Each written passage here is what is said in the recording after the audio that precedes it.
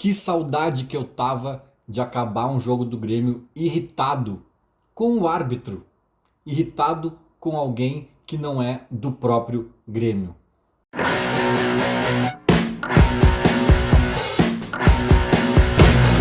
Um jogo que traz um pouco de tranquilidade pro torcedor do Grêmio, um pouco, né? Um pouco, eu sei que ninguém tá totalmente tranquilo, mas traz uma tranquilidade parcial que diz mais respeito à atuação do que propriamente ao empate. O empate não foi ruim, né? Não foi um mau resultado, foi interessante, não foi ótimo, não sei nem se foi bom, mas ótimo com certeza não.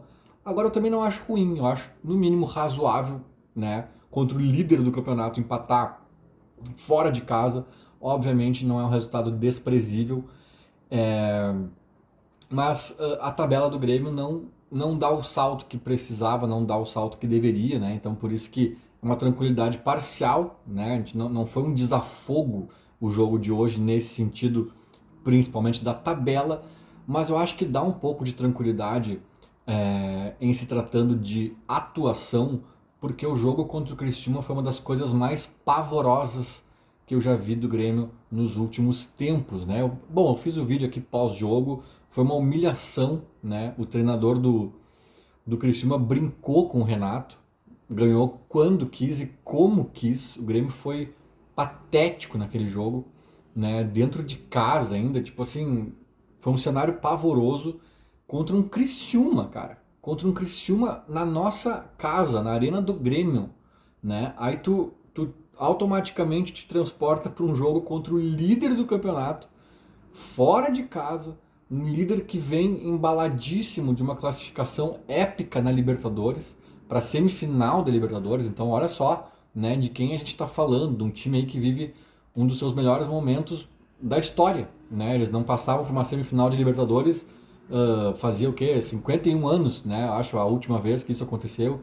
Então o Botafogo tá embaladíssimo, tá num momento mágico do clube e o Grêmio vem daquela atuação pavorosa contra o Criciúma, é, nos dando muito medo do que podia acontecer no jogo de hoje lá em Brasília. Nesse sentido, foi um pouco. A gente recebeu um pouco de tranquilidade, doses não exageradas, mas doses, como é que se diz, homeopáticas de tranquilidade. Pequenas doses ali, moderadas, controladas, mas eu acho que sim, deu um alentinho, né? Até porque foi um jogo que, claro, que o Botafogo começa a melhorar, entra com um time misto, né? Um mistão, começa a melhorar conforme alguns titulares importantes vão entrando, né? Mas é um elenco muito bom, muito bem construído por eles, né? O próprio time misto já tinha sua qualidade. Começam a entrar os titulares, o bicho começa a pegar, né? Também até pela questão do empate, né? Todo time mandante que precisa da vitória começa a pressionar no final, né? Independentemente dessa questão de entrar os titulares, não é só isso, né? Tem a questão anímica também da reta final, o time da casa que precisa do resultado vai mais para cima, né? O Grêmio obviamente teve que se segurar, aí depois que estava com um homem a menos nem se fala, né? Já vou tocar nesse assunto também em seguida. Então é natural, né? Aquela pressão final é natural, mas o primeiro tempo foi de trocação, cara. Primeiro tempo que o Grêmio poderia ter feito gol, poderia ter saído ganhando. Até no segundo, né? Principalmente quando estava 11 contra 11 ainda, em que o Botafogo começa a se impor mais, o Grêmio também teve suas estocadas, suas investidas. Foi um jogo interessante do Grêmio, assim. Não foi maravilhoso, nada perto disso. Mas se a gente olhar o Criciúma e olhar o que aconteceu hoje, né, contra o líder do campeonato, contra um Botafogo embalado, cara, eu acho que sim, a gente recebe doses de tranquilidade aí nesse sentido, sobretudo da atuação. E aí alguém vai falar do estádio, né? Talvez alguém critique, porque era para ser campo neutro e a maior parte da torcida era do Botafogo. Cara, essa história já foi bem amplamente debatida, eu não vou voltar no tema aqui, né? Até acho que a direção do Grêmio agiu errado, sim. Eu acho que não foi a melhor articulação. Não vou dizer que agiu errado. Eu entendi a intenção deles. Eu acho que não foi a melhor articulação possível. Eu acho que teve falhas ali. Teve, né? Aquele jogo de Cariacica foi um absurdo, né? Foi um absurdo. O Botafogo não podia estar mais em casa do que naquele jogo, né? O Grêmio poderia ter jogado em Caxias, eu acho que era melhor. Enfim, é um outro debate. Mas eu acho que o grande furo foi aquele jogo, né? Eu acho que a intenção do Botafogo de nos ajudar inicialmente, que era fazer 2 jogos em Brasília, né? Não deu porque tinha show, parece, naquela data do jogo de ida. E até que tem bastante gremista em Brasília também. Hoje mesmo tinha, com o Grêmio nessa fase horrorosa. Se fosse uma fase melhor, ia ter até mais volume, talvez. Então, assim, não seria o pior dos mundos. Só que o jogo de hoje, cara, o jogo de hoje especificamente é lucro pro Grêmio. Eu acho que a negociata geral, assim, não foi lá muito boa, muito pelo primeiro. Mas hoje, cara, a gente estava jogando fora de casa, mas num estádio que não é a casa do adversário. O adversário teve que viajar, não tem as referências do campo como tem na sua própria casa. Principalmente, torcida tinha, beleza, isso aí realmente eles conseguiram.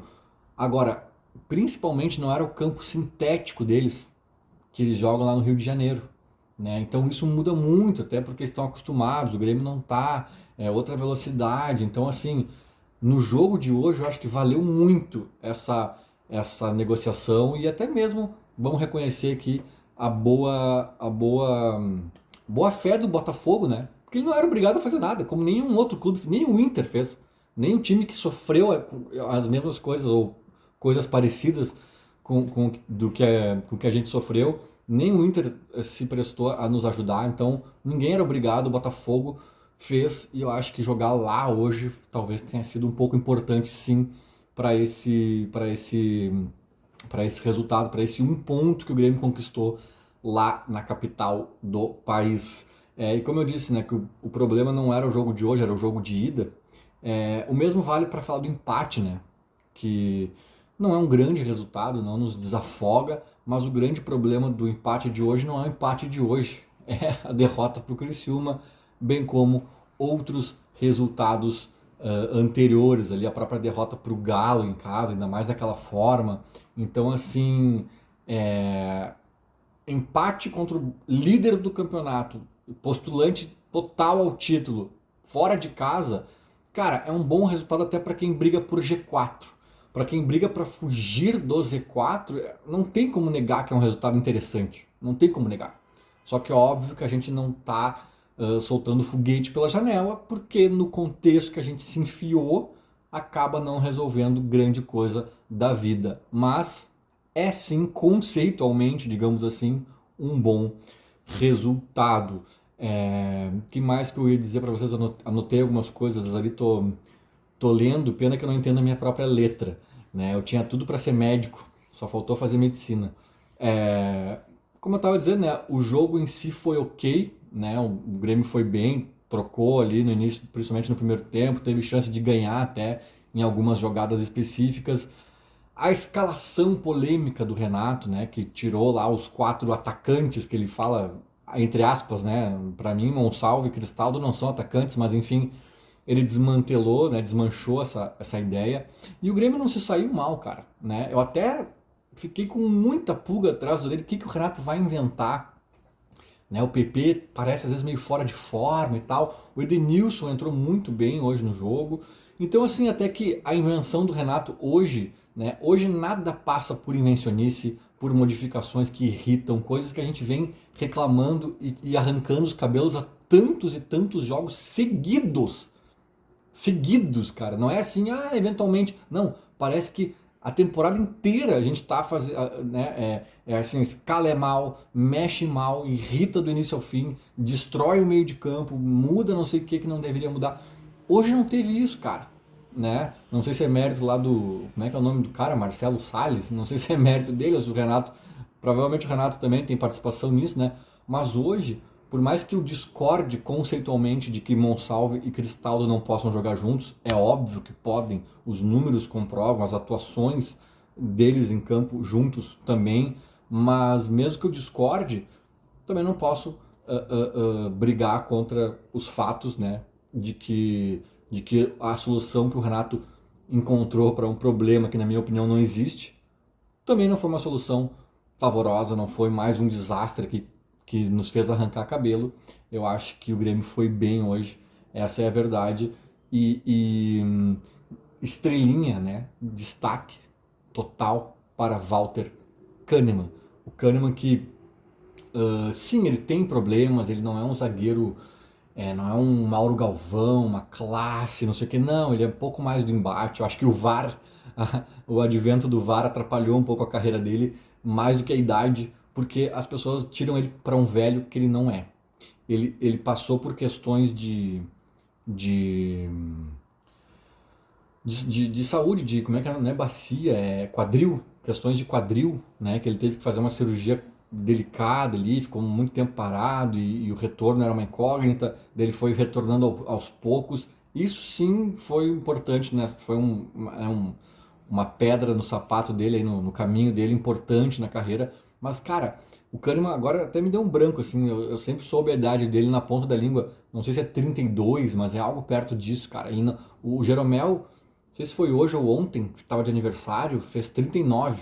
O Jeromel tem a minha idade, né? Eu fiz 39 em agosto, o Jeromel é um pouquinho mais novo que eu, um mês e pouco mais novo que eu. Então, a geração Jeromel, Diego Souza, tem uma galera que era da minha idade aí, galera 85. O Kahneman é bem mais novo, cara. A gente bota às vezes o Jeromel e o Kahneman na mesma caixinha. O Kahneman é bem mais novo, né, cara? Então, pra mim, inclusive, o Kahneman hoje é titular do Grêmio ao lado de Gemerson, né? Como eu brinco assim, tá, quem é o próximo? Rodrigo Eli, talvez? É que eu não consigo confiar no Rodrigo Caio por questões físicas, tá? Mas se ele provar o contrário, beleza, ele entra nessa briga. Mas vamos supor que o Rodrigo Eli seja o reserva imediato ali. O Rodrigo Eli vai acabar sendo um pseudo titular também, né? Porque o Kahneman fica muito suspenso, muito fora. Às vezes tem que ser poupado também, porque ele, não por ser velho, mas porque ele entrega a vida, às vezes, nos jogos e não tem condição de entregar tudo de novo 3 dias depois, né? Aí vai ficar suspenso. O Gemerson eventualmente também vai. E aí sempre vai ter que ter um terceiro titular ali na a volta, mas pra mim o Kahneman é um desses três, cara. Não tem como tirar. A partida que ele fez hoje é monstruosa, é gigantesca. Eu acho que qualquer outro zagueiro do Grêmio, do elenco atual do Grêmio, no lugar dele hoje, talvez a gente tivesse perdido, né? A presença dele ali, a loucura dele, a gana até às vezes meio atabalhoada em alguns lances, mas a, aquele espírito dele ali, eu acho que resumiu um pouco assim, né? Que deu um pouco de embasamento ali de base para o Grêmio se espelhar e conquistar esse ponto importantíssimo, né? E aí eu não posso aceitar que digam que ele é velho, que ele não aguenta mais, que ele não tem preparo físico. Cara que aos 40 não, 50 e todos do segundo tempo dá aquela arrancada maluca, né? Ele que jogou de lateral esquerdo algumas vezes, acho que principalmente no México, né? Acho que nem foi na Argentina, acho que foi no São Lourenço, acho que não. Talvez sim também, mas no México acho que ele jogava eventualmente de lateral esquerdo. Ele dá uma arrancada meio nesses moldes de lateral esquerdo aí e invade a área e chuta para fora. Seria um gol antológico, né? Mas, poxa, para quem não tem saúde, estranho, né?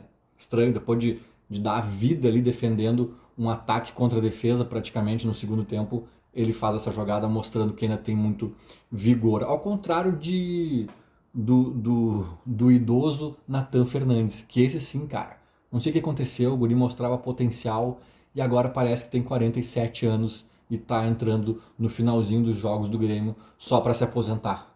Não sei o que falta ali, o que aconteceu, mas ele parece sempre uma batida meio sonolenta, desconectado do jogo, é que desinteressado é brabo falar porque tu tá acusando o cara de uma postura e até acho que ele pode ter interesse, mas ele não demonstra, ele se desconecta, ele tá sempre assim, aí a bola bate no adversário, na frente dele, sai pra lateral, o juiz da lateral pro adversário, e ele em vez de dizer, que juiz, é nossa, ele pega, faz assim, baixa a cabeça e sai andando. Puxa, que pena, ele errou, ele se equivocou.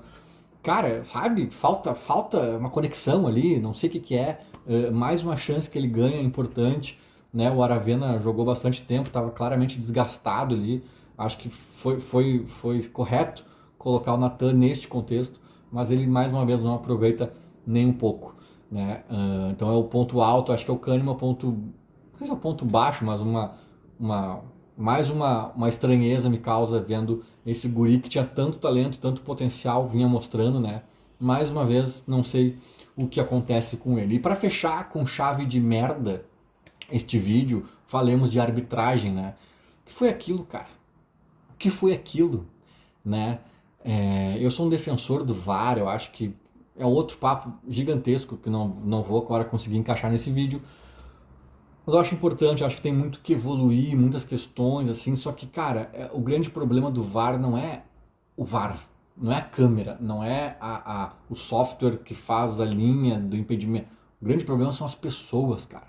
E esse problema existe com VAR ou sem. Acho até que sem VAR é pior, porque essas pessoas ficam mais desamparadas para fazer as merdas delas, né? Só que hoje, cara, hoje foi inacreditável a expulsão do Monsalve. Hoje a arbitragem foi ruim em vários aspectos, em vários lances discutíveis, em várias questões que me irritaram, né? Não vou aqui entrar em cada uma, mas a expulsão do Monsalve e depois os acréscimos infinitos que ele começou a dar, e aí ele desconfiou que o Kahneman poderia ter sofrido um pênalti naquele lance final, e aí ele resolveu acabar o jogo antes dos acréscimos, dos terceiros acréscimos que ele acresceu ao jogo. Tipo assim, foi inacreditável, cara, o que aconteceu ali.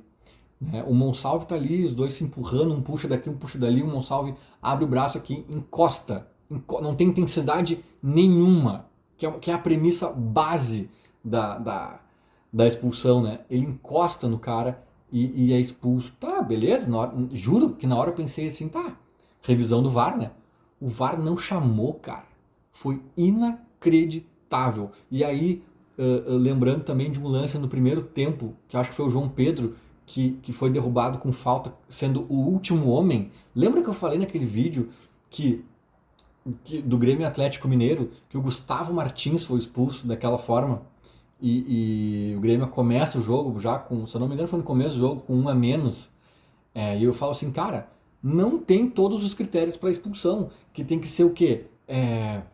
Tem que ser o último homem, tem que estar na direção do gol, bola controlada, tem que a distância conta muito, porque se for muito distante do gol tem chance de os zagueiros se recuperarem, a própria disposição, né, dos outros zagueiros, dos outros adversários no campo, né, dando alguma condição de recuperação ou não, também conta. Enfim, é todo um contexto que eu expliquei melhor naquele vídeo e que não tinha os 3 requisitos de 5, né, acho que era mais ou menos isso, e eu justifiquei. Cara, beleza, nesses mesmos critérios eu vou concordar então que não era para vermelho hoje, pro jogador do Botafogo.